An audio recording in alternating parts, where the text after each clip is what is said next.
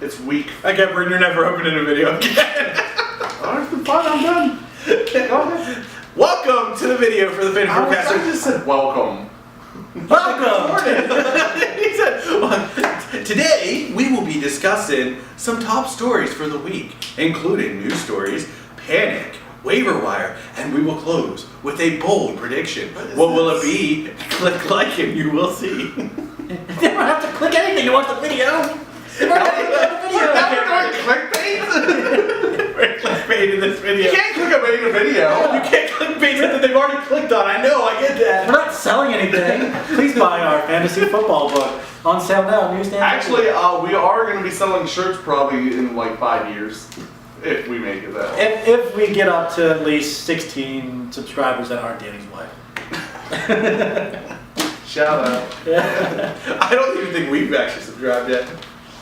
Have you subscribed? I think that. Have you? I'm not subscribing to that awful video.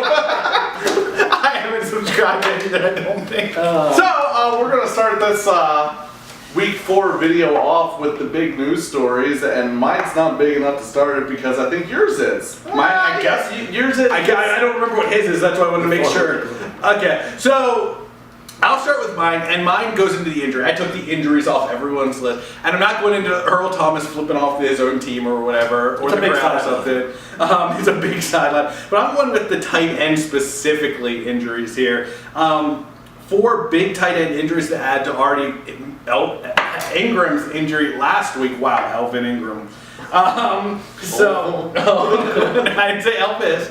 But this week we lost OJ Howard. There's not really much on him. I think he's out 2 to 4 weeks is what they think he is with his right now. Dillsley, which I really haven't heard anything on him. He got injured and then he disappeared off the face of the earth like he was before the season. The poor guy. Yeah, I was gonna say You have his name wrong. well, I started writing a B. Then Gronkowski got injured. He's day to day. They're pretty sure he's probably going to play this week, but watch that. And then the biggest one that if you watched any football this week that you definitely saw like 5 times, Tyler Eifert took a pretty rough injury on a really good day up to that point, I would like to say. So man, the tight end market's going to be pretty big coming into the waiver wire this week. Honestly, we've named some in the last video that we got up there that you could pick up for that, but there's a couple backups that you could go for. Bengals have, what is it? I can't say his name. Uzoma. I was going to say, and Kraft is also there, who actually is, or Croft. Is it Croft? Is it Croft? It's Croft. So keep an eye on those tight end injuries. Look what we got on the waiver wire. We had another video up where we said our tight end starts and sits, so definitely watch that and see who you should sign. Maybe you shouldn't watch that video. Who knows? Maybe you should. He did the tight end one. But definitely that's going to hurt some teams this week. So.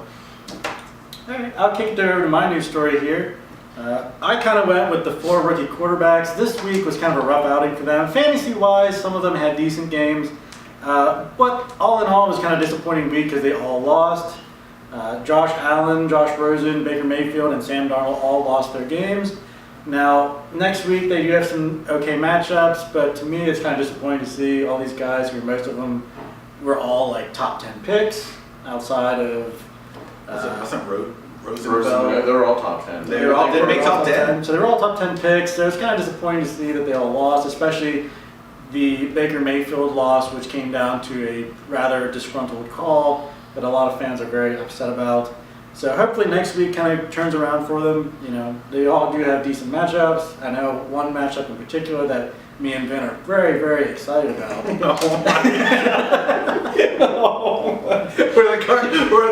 the 49ers tried to steal a win at home from their own 4 Cardinals guys. And if you don't believe us, watch our pick game or week 5 pick videos. It's full of a lot of good knowledge.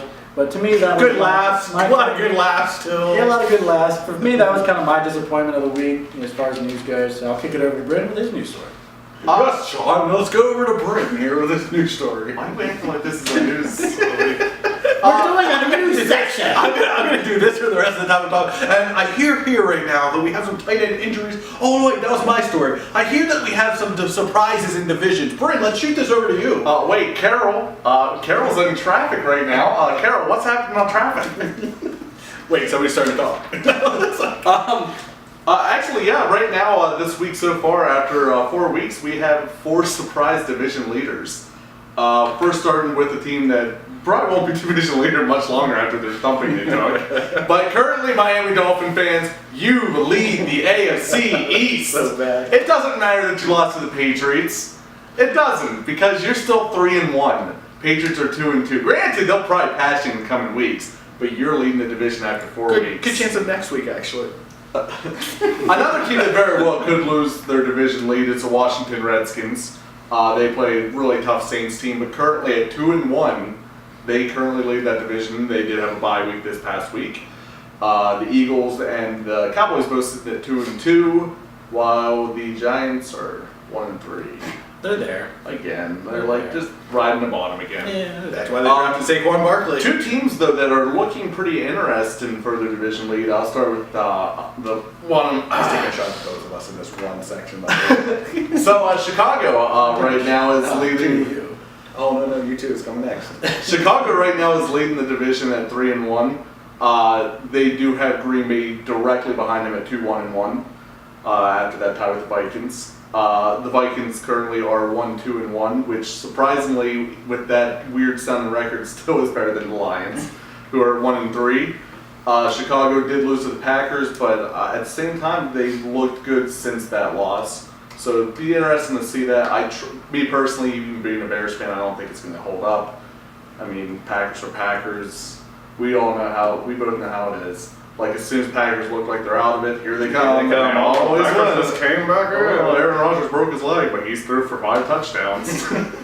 Wonder who they did that. I can't remember. It was so long. And meanwhile, the other surprising division leader currently tied with the Jacksonville Jaguars is the Tennessee Titans. And actually, they beat the Jaguars. They beat the Jaguars, so they technically got a little head notch on them. Meanwhile, the Colts and the Texans both sitting at 1-3, so they're not really making too much of noise back there. But Titans right now with that bold move against the Eagles, I mean, no one thought that they were going to basically break out this year, but I mean, they were a playoff team last year. I mean, let's not forget. They were. So were the Bills. So let's get to our next stories. Okay, we're out of the news now, and now we're jumping into. Oh, I think Dave has weather for us. What happened to what's her name? she got Joe Carter. Wow! No! Anyway, You didn't say that! Anyway, so let's jump in. I didn't say she died. It was very minor, and it was just a fender bender. Come on. Did you guys think the worst? Fender benders can be rough, but anyway. So next we're going to jump into our buy low, sell high. And we already made the Josh Gordon joke last week, so I don't think any of us should be making that again. So I'll start this off. Buy low right now is Doug Baldwin for me. He came out this week, had a 9.2 in PPR. He was out for the first 3 weeks before that. So somebody might be desperate at this point. If you have a team he's on that is a losing record, something like that, who desperately needs something, you could probably get Doug Baldwin for very cheap right now. The schedule coming up isn't the roughest. They got the Rams this week, and it gets pretty soft after that. So Doug Baldwin is somebody who down the line could turn into a star that might be worth a trade, say for a mid-tier running back, maybe a tight end at this point with all the injuries, maybe a Trey Burton type of thing for him, might get him, who knows, but I would start looking at tight end trades at this point just because of all the injuries this week. Sell high, Amari Cooper for me this week. Amari Cooper has been... He's been the Blake Bortles level of hit or miss. In fact, every week that Blake Bortles is good, Amari Cooper does good. Every week that Blake Bortles struggles, Amari Cooper struggles. So Amari Cooper just came out with a monster week this week against the Browns, who, like I said, have a pretty good defense, all things considered.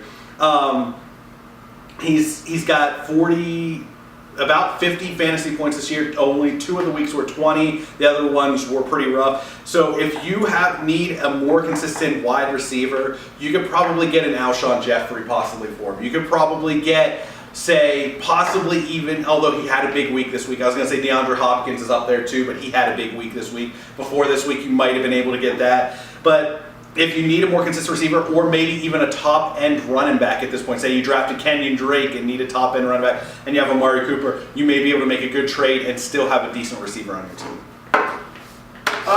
I think right now buy and low is a good one. Is Julian Edelman. He hasn't played this year yet. His 4-game suspension should be up in week 5. I don't know who New England has that. It actually ended last night at midnight. Did it? Yeah. We are in week 5. Yeah. We're in week 5. We are in week 5. I even said that at the beginning of the video. Yeah, we're in week 5, and so Julian Edelman's suspension is no longer there. And currently, I don't know that he's got a high ceiling for a trade. However, he's coming into a New England Patriots team that doesn't really have a legit number 1 guy. I mean, you have Dorsett doing something one week. You have Josh Gordon's trying to come in and do something, And don't forget Chris Hogan. Yes. Yeah, Chris Hogan. But so Julian Edelman's going to be coming in at a great time, and currently you could probably get him for, I'll give you Amari Cooper for him.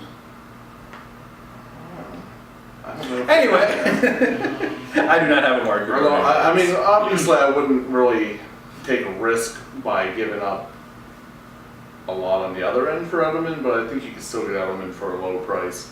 The sell high, I really think after this week, and also if you have a Baker Mayfield fan in your league, I think you could possibly get very high for Jarvis Landry. Baker Mayfield kind of like brought Jarvis Landry back into the mix of things. He's going to be someone that you're probably going to be able to get a pretty decent running back out of. You might even be able to get a low-end wide receiver like a Mike Williams out of him too. I think you could possibly get a mid-tier running back and a Mike Williams type receiver out of that. And I'm going to tell you now that's going to be a steal for Jarvis Landry. I don't think he's going to keep putting up big weeks. So I think this is a great time that if you have Landry on your team, see what you can get for him. Because I think that you're going to get him at his highest this week. On a random side note, they finally hit 40 points this week. They did. It's a start. And who basically was the anchor of that? The guy who said it. All right, so my buy low is I'm going to stick with the kind of people coming off of suspension. I'm going to go with Mark Ingram. Now, to me, I think you may have a little easier chance of getting Ingram, mainly because he's in a crowded backfield with Alvin Kamara. Now, that doesn't mean you should shy away from him. In fact, I would gladly embrace that, simply because it's a change of pace. He's got fresh legs. He's usually the goal line guy back down in New Orleans. So to me, he's definitely someone that I want to keep my eye on, and I think now is the time to pounce on Mark Ingram. I think, again, especially Alvin Kamara just coming off of a 3-touchdown game. He's always using the passing game. Ingram gets some targets here and there, but definitely not as much. So if you're in a PPR league, you can definitely use that to your advantage for someone that is, hey, he doesn't get a lot of targets. He's just kind of like a goal line guy. But when you have Drew Brees as your quarterback, let's be honest, they could be first and goal from the 1, and they're still probably going to throw it because that's just how the Saints are. So to me, Mark Ingram is definitely someone that I want to buy low on. As far as selling high, I'm going to stick with the current theme of Raiders wide receivers. Yeah. And I'm going to go with Jordy Nelson, and here's why. The first 2 weeks of the season, Jordy Nelson was kind of lost in translations. He really didn't do much.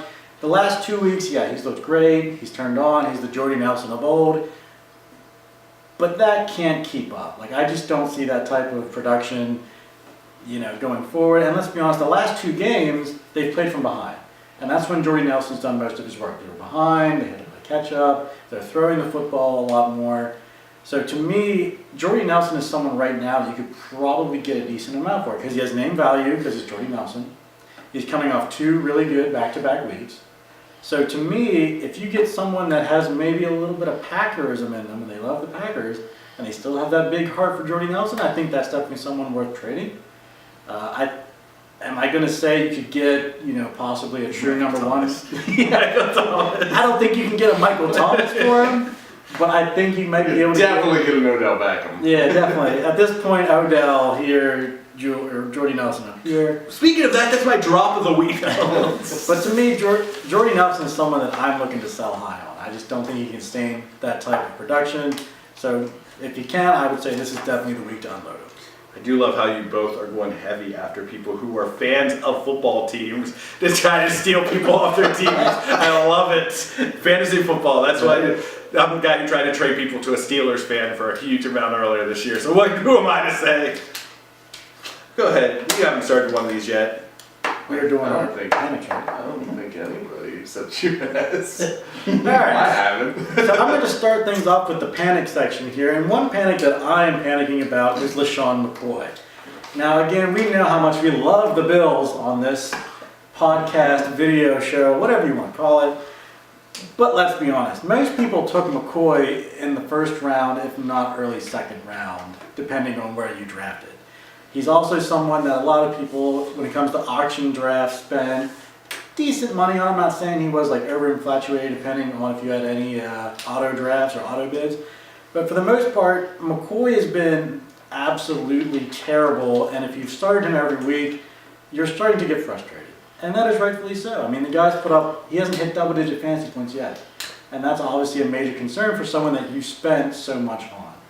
And at this point, he's not even worth trading for, because you're not going to get any real value as opposed to what you actually You pick. may be able to get a little bit of name value out of him, or maybe an Eagles fan. But anybody that's actually legitimately followed football knows how abysmal that offensive line is.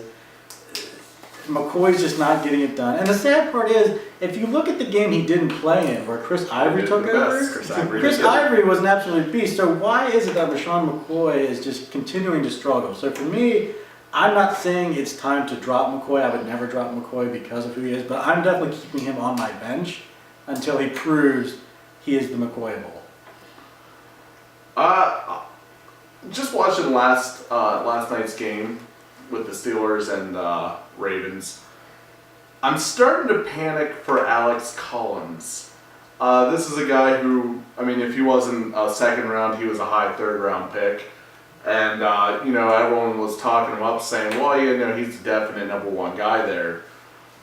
That's not looking the case anymore. I mean, the Ravens have been starting to slowly push Buck Allen in. And Buck Allen's actually been taking Alex Collins' carries a lot lately, and also, not to mention they like throwing him out there for the receiving back as well. Collins right now has sadly only been getting some good points because of his lone touchdowns. Basically, I think he's got a touchdown every week. He might not have had one week. Well, but- week one, I think. I was gonna say I don't think he did week one.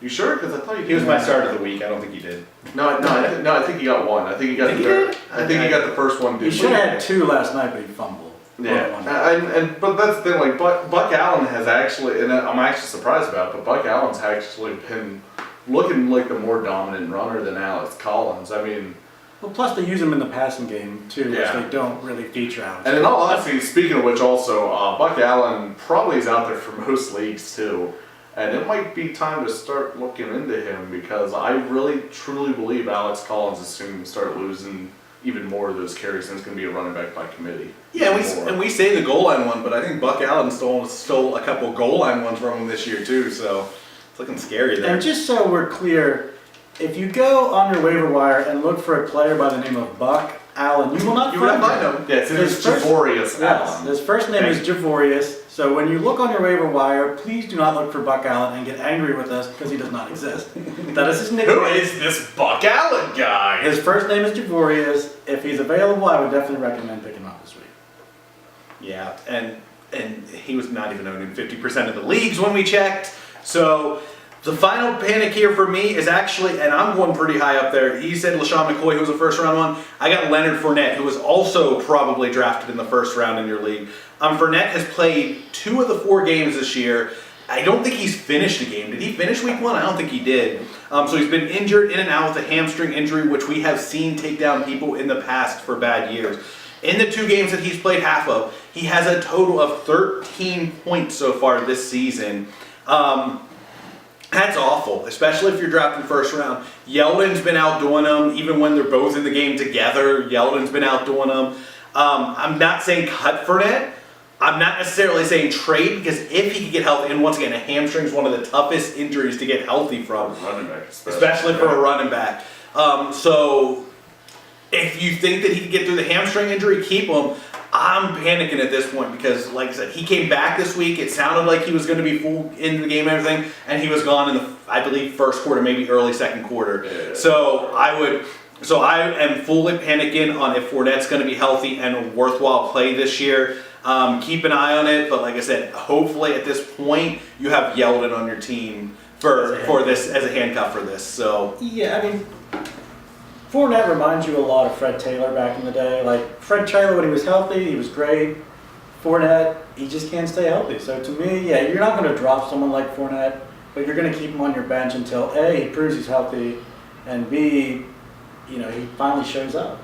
yeah, and I mean, there's people out there who can see have lost faith in him at this point, he still might have enough name value at this point, and being young, especially if your league goes through a couple years and stuff, you might be able. Dynasty, there's what it's called. Dynasty. If you're in a dynasty league, you may want to see what you can get for Fournette at this point. Maybe with especially. Sean McCoy for Fournette. Bad. And then we will be panicking even more about how bad you are at fantasy football. This is coming from three guys who are at the bottom of their league right now. I'm ahead of them both. I'm number one out of the three. So let's go into our next one. I mean, I don't know why we normally go like from the scariest of things to So like, just get rid of them. We're done. But the funny thing is my panic last week is now my drop this week. That did take long.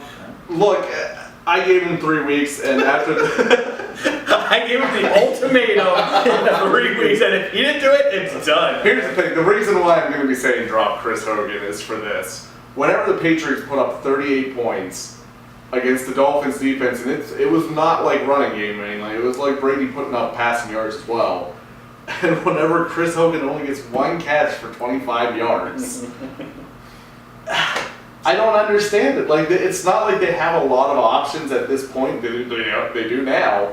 I mean, they got Josh Gordon, who got some playtime this past week, and he's gonna get more.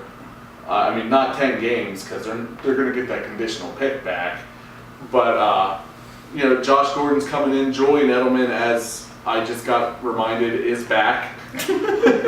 Once again, it's week 5. And Philip Dorsett has actually been one of Brady's standout targets this year. I mean, and obviously you still got Gronkowski if healthy. Chris Dwayne Allen, if not. Yeah, no. But Chris Hogan has just basically went from the star of the Patriots receiving game to nothing. I mean, his 2 touchdowns came in junk time. That's it. Like, that's all he has, basically. He must not have shown up to the team photo. Yeah, so I go into the running backs, and no, it's not Kenyon Drake. I haven't gone. I mean, don't get me wrong. You could probably put him here. I still think a starter running back is still going to be tough to cut this week. Although if he puts another 3-pointer up, that could change next week very quickly. Jamal Williams, though, he got an even share with Aaron Jones. They both carried 11 times this week, but for the most part, drop them now. Aaron Jones is taking over. You're not going to see much Jamal Williams these next I couple just like weeks. to point out that we have gone a lot into suspension players this week. We are. We really are. To be fair, Doug Baldwin wasn't suspended. He was just injured. True. Yeah, but I think we all said someone who was suspended. Yeah, Aaron True, Jones. because the buy low so high. Because we like our bad boys here. So, my drop is someone who is still owned in almost 50% of fantasy leagues, and that's LeGarrette Blount. All right, Kerryon Johnson is now taking over this backfield, plus Theo Riddick is your third down passing back, so really there's no room for LeGarrette Blount. Even goal line, they still kept it, trying to either hammer it with Kerryon Johnson, or they're trying to give it to Theo Riddick in the passing game. So to me, to have someone like LeGarrette Blount on your roster that's literally averaging like 3 or 4 carries a game, And 2 yards of carry in those games of that. it just isn't worth it. The only time you should ever even consider playing LeGarrette Blount is if you think the Detroit Lions are going to blow someone out by 30 points and he's going to get garbage time. Because that's what happens in the Patriots game. He had 13 carries for like 60 yards, but most of that came in the fourth quarter when they were already up by like 2 touchdowns. I was gonna make the joke that the only way you start LeGarrette Blount is if he gets traded back to the Patriots. Exactly. Oh, that too. And even then, they got Sony Michel in there. Yeah, I don't think that would So to me, I just think at this point that Garrett Blunt has to go. So if you're one of the 50% people that have him on your roster, I Why? think it's time to cut ties. And that's just talking about one thing. That's not talking about NFL.com. That's not talking about all the other ones. Ugh. Okay, so there you go. I gave you guys both a start there. So I will kick it into waiver wire. So who is someone out there that you should be looking into this week? Even though by the time this video is uploaded, the waiver wire is long gone. But hey, maybe one of these people are still out there. But see, it's the thought that counts because That's right. we basically were predicting they'd get picked up. Yeah, exactly. So mine actually goes for a tight end who is on a bye week this week, but with the starter O.J. Howard being out for 2 to 4 weeks, which would be technically 1 to 3 weeks, Cameron Brate came in that game and got a touchdown and looked really good for the couple catches that he got. Basically, he took what O.J. Howard had, except he's not a deep threat like O.J. Howard can be. But Cameron Brate's going to start getting a couple throws in his direction these next couple weeks. Once again, I know I've gone back to it like 5 times, but with all these tight end injuries, we need replacements there. And this is a guy who will probably not get looked at much this week because of the bye week, so you can kind of pull him in now, so when he does come out next week, you have your starter next week for your injury fills. And the thing too is CJ, oh my God, Cameron Brate, I can't talk. What are you trying to say? CJ Beathard's on the Yeah. Brate last year had a CJ great Beathard's actually the connection Cardinals the game. with Jameis Winston. I mean, the guy was a touchdown machine last year. Yeah. So to me, he's not just a plug and play tight end. To me, he could be an every week starter depending on how long O.J. Howard's out. Yep. Well, not to mention, it also depends on if Winston throws to Howard because last year He didn't. Brate. he didn't. He never did. It was all to Brady. Brate. It was Brady. So with me, I think that's a wonderful pickup, especially if you need time. And he's out there in most leagues. Most people cut him week 1, week 2. Well, not to mention, when he was not getting the throw even if you direction. don't pick him up this week, you're gonna probably be able to pick him up next week. So waiver wire for next week. As long as you're pretty high up on the waiver pickup, because right now Or you have a week, lot of money to spend. this would be a great pickup this week for Brate because as long as you got starting tight end, obviously. Right. If you don't have a starting tight end, then don't go for Don't go for Brate. And now who do I get now that I got Cameron Brate? Oh man, I got Trey Burton and Cameron Brate. Good point. Right? All right, so my waiver wire pickup this week, I'm kind of going strictly to PPR. Like, if you have a PPR, I think this is kind of the guy you probably want on your team, at least in the stash, just to see what he does, and that's Nyheim Hines for the Colts. Wilkins has been very ineffective. Marlon Mack, who knows what his health is like anymore. 1 minute he's healthy enough to start, next minute he's out. I mean, who knows? But he had 9 catches this week. For a running back out of the backfield in an offense that, let's be honest, they're a very pass-happy offense because they don't have a legit running back. So Nyheim Hines, that's going to get a lot of the PPR stuff, a lot of points per catch. If you're in a standard league, I'm not going to rush out and suggest Hines because I just don't think he's going to have a lot of value in that. But for me, for someone that's in a PPR, whether it be a half point or a full point, I definitely think he's someone that at least if you need running back help, I think he's definitely worth like a flex or maybe a low-end running back 2, depending on the weeks and the matchup. But he's definitely someone worth watching. And if you can get him now on your bench, why not? Yeah, and I'm pretty sure it wasn't a couple of those. He had 2 receptions in the end zone for touchdowns, so he's getting the looks down in the red zone too. So Yeah, and like I said, Wilkins has been very ineffective running the ball on early downs, and he's not the pass catching back. I mean, he's only had 2-3 targets over the last couple of weeks. So for me, you look at someone that had 10 catches, he probably had 12-13 targets. In a PPR league, those are kind of absolutely. That's golden. Now, I'm technically going to go PPR with mine as well, but it's something to actually look into going forward. Now, way back in our running back video, I'm kidding, I'm not going to brag about it. It was 1 week. I do say pick up Tariq Cohen this week because I truly believe that the running back market is not too great otherwise. You're first in our waiver wire. Pick up Tarek Cohen because you could trade a lot for him. I dropped him in the league. Well, that's what I'm saying now. You want him back? I truly think that the Bears are finally starting to click on the offense a little bit. And the major bulk of where Cohen's touches came in the receiving game. And with how Trubisky still doesn't really seem to have the downfield arm, I think this could actually be a benefit for Cohen. I don't think that this is a guy that you're going to want to throw in because he's going to take over for starting running back. Because Howard had a really rough week this week, I don't think that's going to go forward. I'm admitted I'm wrong. I think Howard still is a better back for this year. Cohen's been more of like a change of pace and also the guy out the backfield. Obviously, that's not someone you're going to want to draft in front of Howard, but even still, I think Cohen's going to be a great pickup because right now, some of the starting running backs that are out there, like Wilkins or Kenyon Drake, they're not putting up a lot of points. If you could get a guy that could basically be a James White type of player where you could kind of figure he's going to get catches out the backfield, I think this is where you're basically going with Cohen. So I think that he's going to be a solid pickup. He's obviously not going to get you this type of week every week, and there's probably going to be weeks, like you said, where he's going to disappoint you. So like weeks 1, weeks 2, and week 3 this year. Well, play the matchup, obviously. This is not one where you're going to want to play him every week, but it's also a good running back to stash because I think he'll be good for a flex start for the bye weeks coming up. Because again, the running back free agency in most leagues are very nightmarish. Right. Like bad. Like nightmarish might even be like a compliment because I mean most times your starting guy is basically a guy who might be a third string running back for a team.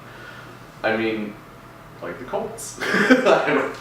But you know, Nyheim Hines. Nyheim Hines, right? But I think Cohen should be a nice little pickup to throw in for flex. Obviously, I don't think he's going to be your star running back, but if you're looking for star running backs on the waiver wire at this point, you're basically already screwed to begin with. For the record, I would not recommend playing Terry Cohen this week. No, don't. Yes, once again, this is a waiver wire pickup that you do not play this week. This is one to stash, just like Cameron. But you could play Nyheim Hines because it's probably going to be a shootout. So we're going to wrap this video up with our bold prediction, something we haven't really done a whole lot of, but I think we'll just do this for fun. My bold prediction, ladies and gentlemen, is Kiki Kote is going to have 10 catches and 150 yards. Why? Because his name is Kiki and he's earned it. I was fully expecting you to do the Kiki dance there. I really was. I'm actually shocked none of us have. I don't even know what the dance is. I don't either. It's the car when you over the car and you dance the car or something. You go like something like this and then. Are you riding? You do something with the heart too. I don't know. So my bold prediction, you know what? I'm gonna up your ante a little bit.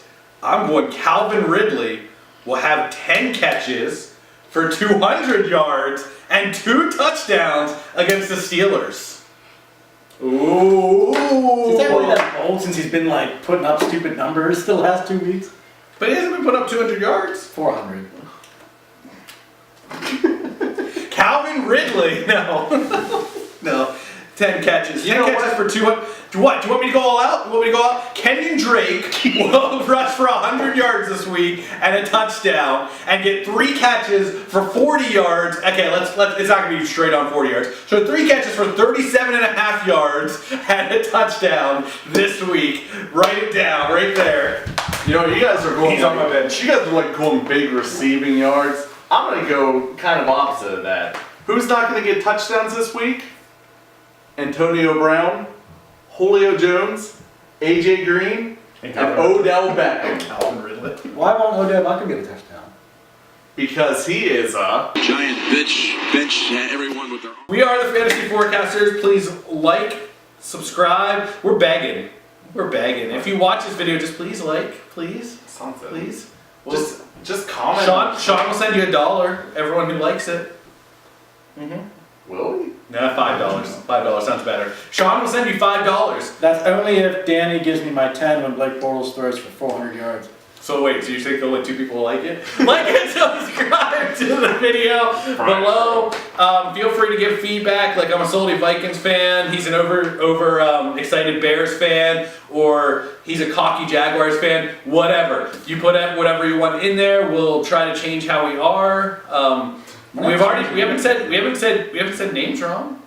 We changed that up until we hear that it's pronounced Nyheim Hines or something I mean, like that. to be fair, we did talk about the Bengals backup tight end. Who knows if we said that right? Yeah. And I don't know if I said Gronk's name right. Anyway, so thank you for watching us. We are the Fantasy Forecasters. We do it just as good as the Weatherman.